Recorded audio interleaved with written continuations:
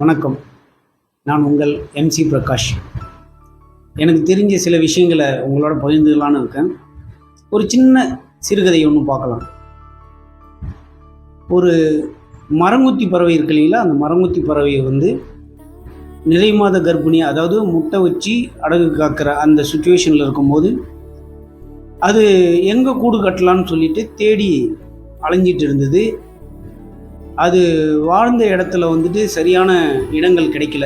ஏன்னா நிறையா மிருகங்கள், பாம்பு இந்த மாதிரி இருக்கக்கூடிய இடங்களில் அது வாழ்ந்துட்டு இருந்தது. அதெல்லாம் கடந்து வேறு இடத்துக்கு போகணும்னு சொல்லி இடம்பெயர்ந்து வேற ஒரு இடத்துக்கு போச்சு.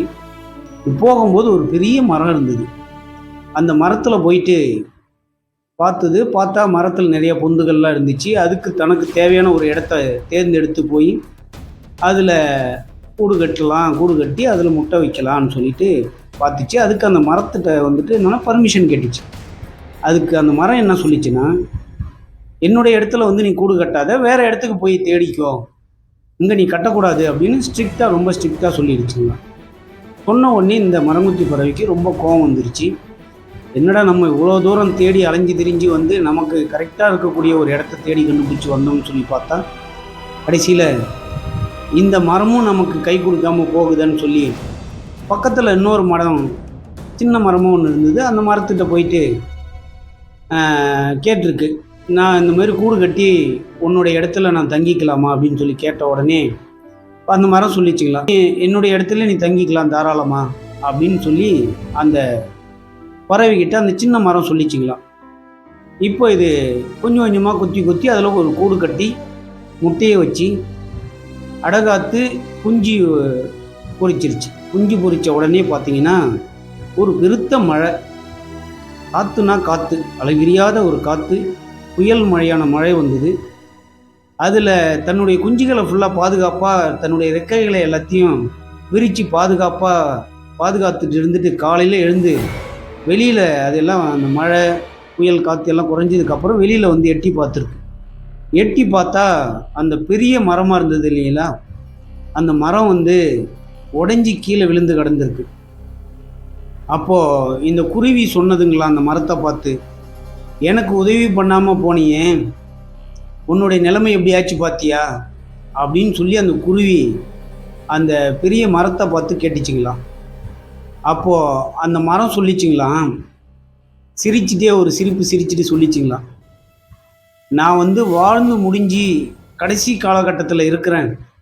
அதனால் என்னிக்கிட்ட நீ இருக்கிறது பாதுகாப்பு இல்லை அப்படின்றதால தான் உன்னை நான் இளம் வயசில் இருக்கக்கூடிய பக்கத்தில் இருக்கக்கூடிய அந்த மரத்துக்கு அந்த இடம் தான் உனக்கு தகுதியான இடம், நீ வாழ வேண்டிய வயசில் இருக்கிற, நீ அதுவும் இல்லாமல் ஒரு உதவி கேட்டு என்கிட்ட வந்திருக்க, நான் உனக்கு உதவி பண்ணலனாலும் உபத்திரம் பண்ணக்கூடாது அப்படின்னு சொல்லி அந்த மரம், நான் நினச்சதால தான் உன்னை அந்த மரத்துக்கிட்ட அனுப்பி வச்சேன் அப்படின்னு சொல்லி அந்த மரம் சொல்லி முடிச்சு தான் இந்த குருவிக்கு என்ன சொல்கிறதுன்னு தெரியாமல் அப்படியே தலை குனிஞ்சு வந்ததுங்க. இந்த கதையிலேருந்து நம்ம என்ன தெரிஞ்சுக்கிட்டோம் அப்படின்னா, நம்ம பல பேர்கிட்ட நிறைய உதவிகள் போய் கேட்டிருக்கலாம். அவங்க சில சந்தர்ப்ப சூழ்நிலைகளால் அவங்க செய்யாமலும் போயிருக்கலாம், இல்லை அது செஞ்சால் சரியாகாது அப்படின்றதும் சொல்லியிருக்கலாம். அதனால் யாருமே ஒரு விஷயத்த சொல்கிறாங்க அப்படின்னா அது நம்ம நன்மைக்கு தான், நல்லதுக்கு தான் நினச்சிக்கிட்டோம்னாக்கா எல்லாமே நல்லா தான் நடக்கும். இதோட இன்னொரு சின்ன சோஷியல் விஷயமும் என்னென்னா, இன்றைக்கி நான் இருக்கக்கூடிய அந்த தெருவில் திடீர்னு பவர் கட் ஆச்சு.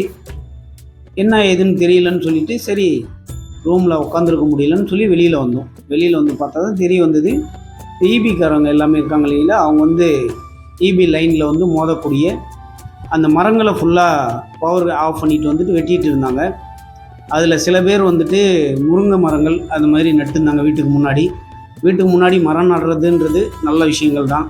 ஆனால் அது அந்த ஈபி லைனுக்கு நேரில் இல்லாமல் நம்மளும் வளர்த்தோம்னாக்கா ரொம்ப நல்லாயிருக்கும். அது என்ன காரணம் அப்படின்னா, மழை காலம் இப்போ நமக்கு ஆரம்பிக்குது. அந்த மழை டைமில் என்னன்னாக்கா இந்த மரங்கள் போயிட்டு அந்த லைனில் மோதும் போது பவர் பாஸ் ஆகும். சின்ன குழந்தைகள், ஆடு மாடுகள் எல்லாமே என்னென்னா அந்த மரத்து நிழலில் நிற்கும். இல்லை மழை பெய்கிற சமயத்தில் நம்மளே கூட போயிட்டு நிற்கலாம் திடீர்னு, அப்போது அது பவர் பாஸ் ஆகும். ஸோ அந்த மாதிரியான மரங்கள் மேக்சிமம் அவாய்ட் பண்ணுறது, லைனுக்கு நேரில் அவாய்ட் பண்ணுறது ரொம்ப நல்லது. எல்லோரும் நம்மளுடைய சேனலை சப்ஸ்கிரைப் பண்ணுங்கள், பிடிச்சிருந்தா ஷேர் பண்ணுங்கள். நன்றி, வணக்கம்.